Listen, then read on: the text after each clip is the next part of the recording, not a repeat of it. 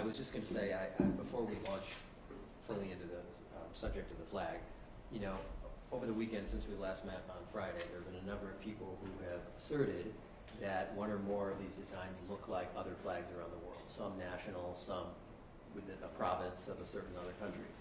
And people have taken great exception to that. Why they chose those particular places in the world to find a resemblance, you'll have to ask them. I'll note that the Iowa flag is basically the French flag with a logo in the middle of it, but I don't hear people saying that the French are taking over Iowa.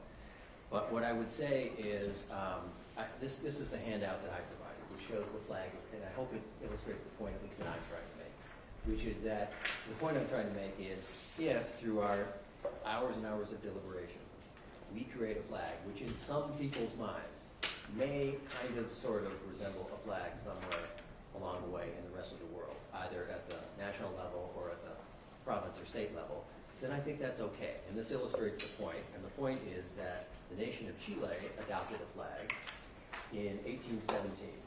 22 years later, Texas adopted a flag, one that we now feel is one of the most iconic flags of the state flags in the United States of America. A state, I'll add, that is not too shy about bragging about itself. A state that loves to pound its chest collectively about how great it is. And yet, they're okay with having a flag, apparently, that looks quite a bit, to my eyes anyway, like the flag of Chile. The point I'm trying to make is I hope, my own personal opinion is, I hope we don't get caught up in either our or other people's notions of what our final flag might look like. If it's an identical match, that's one thing. But if aspects of it sort of kind of remind people of other places in the world, I don't think that's good enough to reject any of this. That's the point I'm trying to make. Oh, thank you. Mr. Harrison.